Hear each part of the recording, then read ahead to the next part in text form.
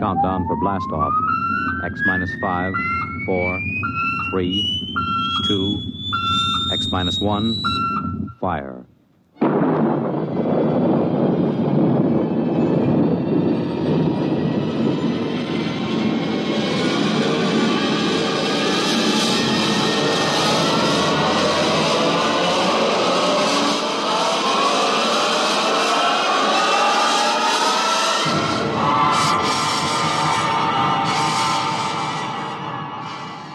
From the far horizons of the unknown come tales of new dimensions in time and space.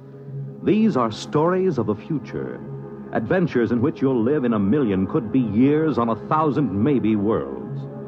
The National Broadcasting Company, in cooperation with Galaxy Science Fiction Magazine, presents X minus 1.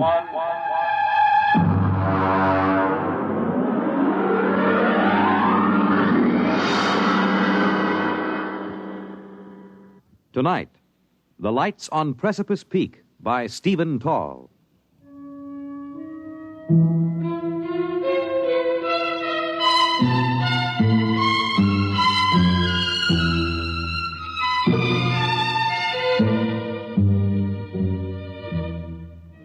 We were sitting on the porch of the lodge, the three of us, Chuck Evers, Royston, and myself.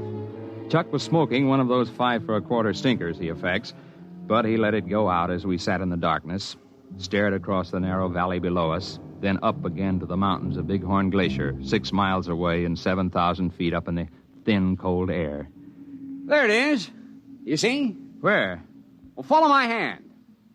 I'll line it up with a tall pine tree on the first ridge. You see? Very small, dull red. It's been up there for about 5 minutes. I didn't see anything before. You see? Moving along. Well, it seems to be the lip of Bighorn Glacier. Give me the binoculars. Yeah, it's a glow, all right. Small but definite glow. You want to see it, Royston? Thank you. Well, that's that. You can see it, but still you can't. The glasses didn't pick up any outline. It's still just a glow. Spooks, that's what. Spooks. Spooks? Yes, apparitions. Haunts, hobgoblins, ghosts, banshees.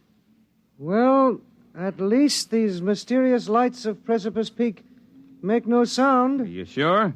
How do you know that every coyote that you hear is really a coyote? And at any rate, if they make sounds, they're sounds of the country. A miserable country. Sir, you were speaking of the land I love. If you don't like it, why stay around? It is supposed to make me a man of vigor with red corpuscles and a need for cold shower baths. Actually, there is nothing wrong with me. I was simply born to sit and watch while great louts like you run and wrestle and climb and sweat. There, the light shows again. Now, you can see it with the naked eye. It's higher than it was before.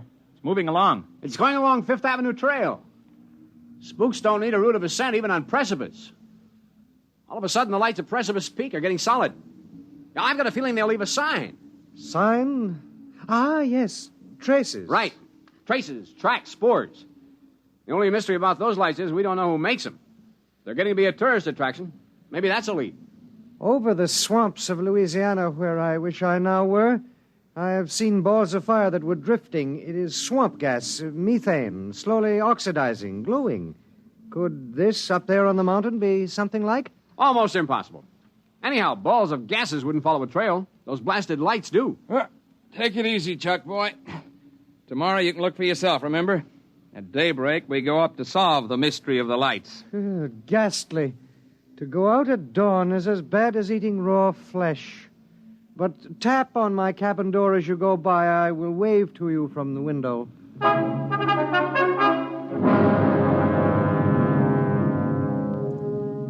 We were down the slope from the lodge and across the valley before the sun rose. Chuck and I swung along the trail. It felt good having your nailed mountain boots hitting the ground in regular rhythm. Ahead of me, Chuck set the pace, an easy, loose-jointed shamble that ate up the mountain miles. We were a good team for climbing. I took a deep breath when we crossed the ridge. At the switchback, Chuck broke his stride and leaned his long frame against a boulder. Tonight, we'll be up where the lights are. Punch me if you see one first. Lights, nuts. There'll be none while we're on the peak. $5 says so. Well, I'm not a rich man, but I love a sporting chance. Here's my 5. It's a bet. Where'll we put him? Well, here. I'll empty this out. I got a tobacco tin. Stick it in here. Okay. Here's my 5. All right, we'll put it under the stone here. Nobody will find it under there. It's off the trail. All right, now, if there are lights, it's yours. No lights, it's mine. Right? Right.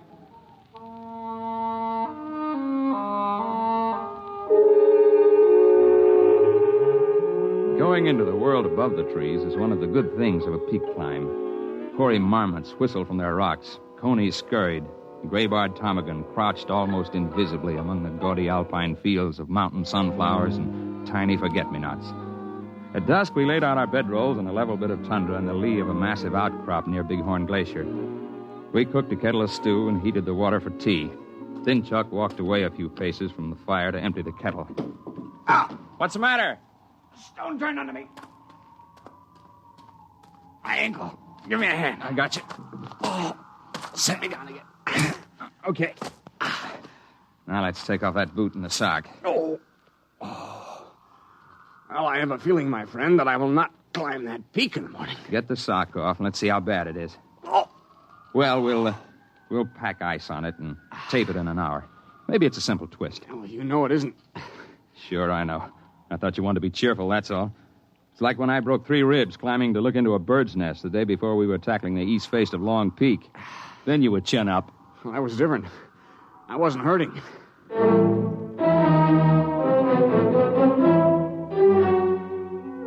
When the stars were out and the quarter moon rose from the plains, I got up from my bedroll seat by the fire. Chuck's ankle was taped, and he was easing it before him as best he could. Well, that's not so bad for a foot. It only hurts if I try to walk on it. Well, I'm going to have a look before we turn in. My 5 spot says there won't be any lights, but the technical crew may be monkeying around somewhere. Well, take it easy. I'll just skirt along the edge of the glacier. Back in half an hour. You take it easy. I know Bighorn Glacier. Its crevices are so consistent they're shown on maps. I carried an ice axe, but I didn't figure to use it. And I'd worked my way for a number of minutes along the edge of the moonlit ice sheet. I suddenly got the idea that I should cross it. The glacier had a good snow covering. The going was easy, and the view was something few men see. I automatically avoided the big ice cracks. I knew where they were. And then I slipped through a snow roof and fell.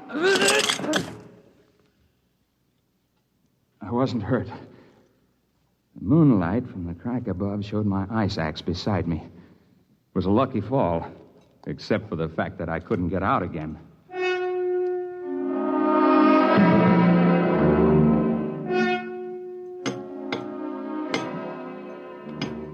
Time after time, I tried to dig hand and foot holes into the splintering ice wall. But I was freezing my fingers, making no headway. Cold was beginning to bite into me. So I settled myself on my heels quietly and tried to decide what to do.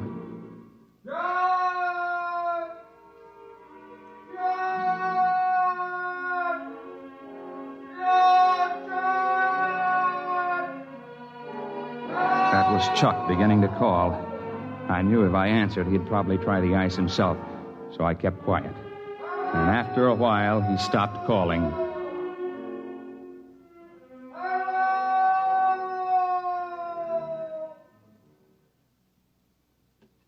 And then, suddenly a dark silhouette showed in the narrow crack of sky above. Are you injured?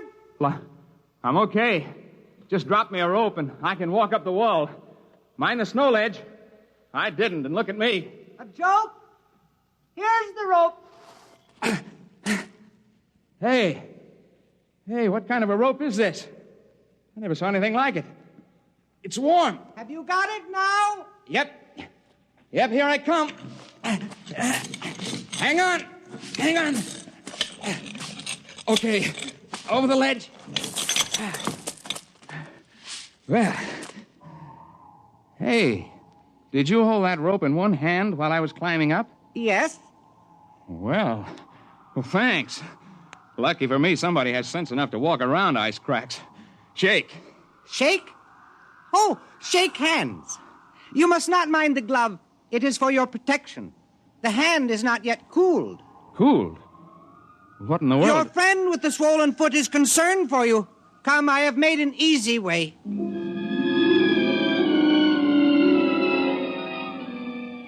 I've climbed mountains up and down the Rockies, but I confess, following this fellow, I felt like a tenderfoot. The man's odd voice and stilted phrases tantalized me, yet I knew they were not entirely strange. There was the question of his hot hand. I dropped back a couple of paces. The man was setting his booted feet into a line of holes that had not been on the glacier earlier. I could swear to that. And as we approached the edge of the glacier, I could see him clearly, for he was surrounded by a dim red glow which grew brighter with each step. In a few moments, it was as if he were outlined in flame, and I could feel a warmth radiating from him. I wondered why the snow didn't melt under his tread. It's the boots! They insulate! Oh, I see. Thank you. Hey, you not only light up, but you pick brains. Both good tricks. A joke? I guess so. Only here on Earth are there jokes. We can never be sure about them. We, huh? I thought a gag like this would take cooperation. How many of you boys are in on it? We are 4. We had left the ice. We were threading along the little ledge that gave onto the boulder field. I noticed that the ruddy glow had faded completely, that the man up ahead was now simply a dark silhouette. We reached the tundra and spotted Chuck's tiny fire. He sat next to it, the tape-footed ankle eased on a pack sack before him. Well, hello. You took your time. I fell in a crevasse. And I owe you $5. Oh? Oh!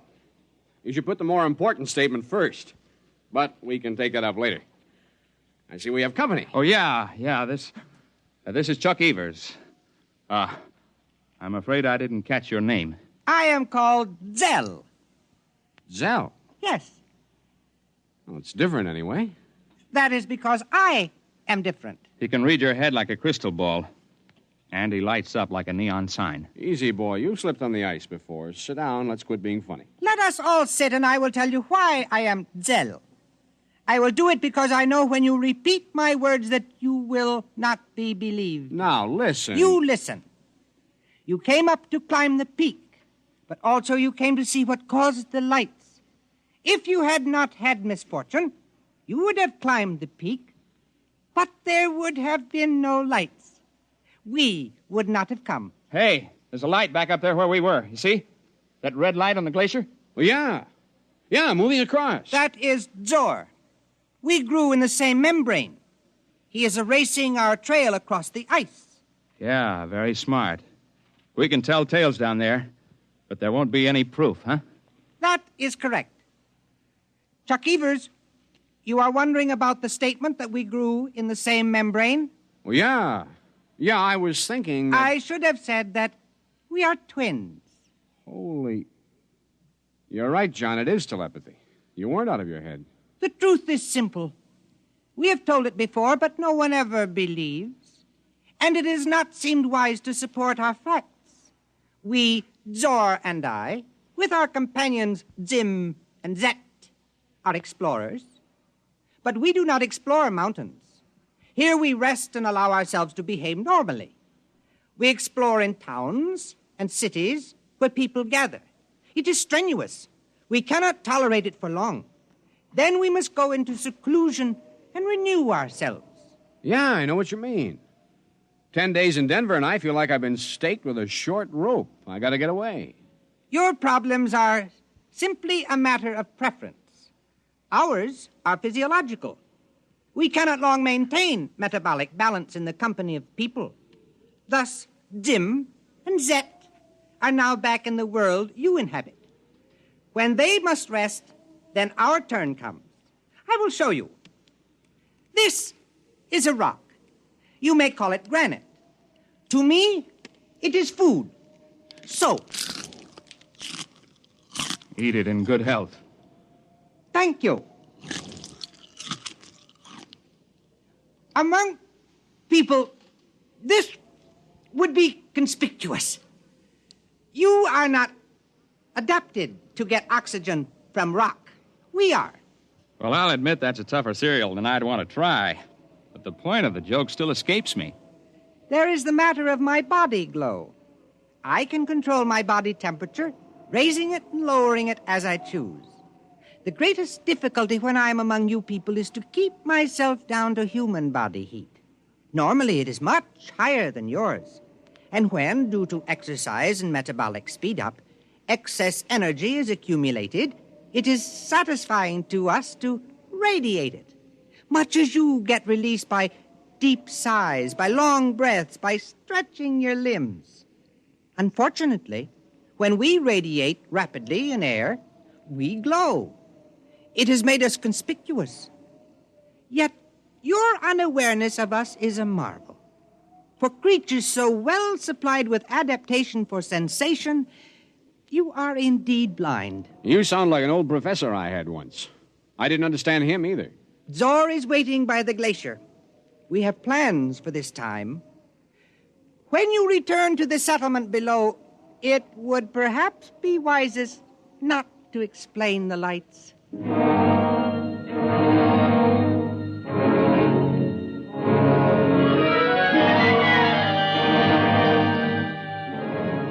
We both sat silently beside the dying fire.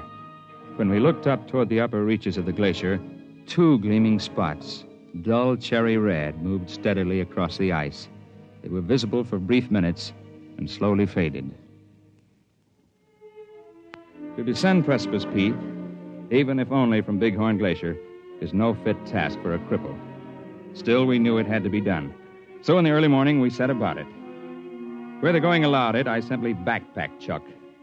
We made use of every ledge, because Chuck could rappel himself down spots he could not climb or be carried. We were both mountain men and tough, but by mid-afternoon, we knew we'd had enough. We were lucky, though. We ran into Heine Cobb, the ranger, heading down trail with two pack horses. We stopped only once, the big switchback. I got down from my horse, pried up a stone, took the tobacco can from under it, and gave it to Chuck without a word. Back at our camp on the lakeshore, Chuck and I weren't disturbed by questions. When men fail on the peaks, they tell their own stories in their own time. Chuck's ankle showed quick improvement, and in a couple of days he was hobbling about. Only young Royston came to visit us. You have not been back to the lodge. Perhaps you are afraid to show your faces. People talk your arm off up there.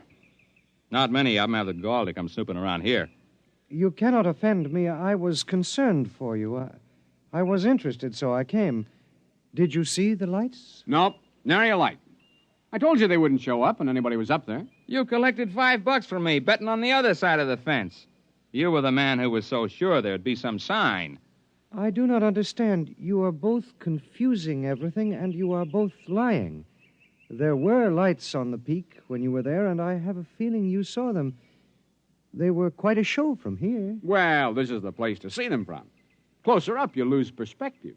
Well, I must go. Friendship means nothing to you, so I will take my small hike back to the lodge again. Actually, I came to say that tomorrow I leave this miserable place and go home. I've endured all the health I can stand. Now, that's a different story. We're sorry to see you go, fella. My regards to the swamps. 10 to 1 when you get there, you'll wish you were back. This I very much doubt. Goodbye, John. Goodbye. Oh, there's a funny fella. Hey, what are you doing? Just feeling the stone step where he sat. I thought so. He really liked us, but this time he was careful not to shake hands. Did you notice? Yeah. In spite of himself, he had reached his limit of control. His temperature is going up. Yeah, I guess it is. He never could see a joke. And remember how he'd say something and then wait, as if he didn't understand it? And then all of a sudden it would come to him? He'd wait to pick our brains for every new word. You mean Royston? Royston is a name out of a hat. When that lad really goes home, he'll go with his buddies up there on that peak. I wonder which he is, Zim or Zet.